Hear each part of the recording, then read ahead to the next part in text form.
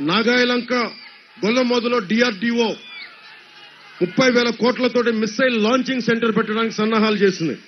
Land acquisition కూడా చేశారు. కానీ వైసీపీ ప్రభుత్వం వచ్చాక దీని గురించి అసలు ఊసెత్తలేదు.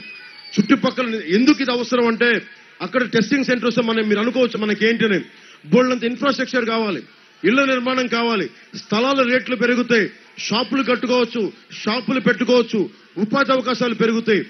ఒక పరిశ్రమ వచ్చిందంటే అక్కడ ఒక లాంచింగ్ సెంటర్ వచ్చిందంటే చాలా అవసరాలు కావాలి అక్కడ పనిచేసే వాళ్ళకి.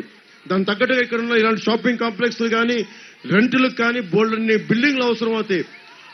యువతకు ఉపాధి అవకాశాలు వస్తాయి. దానివల్ల అది ముందుకు తీసుకెళ్లేదు.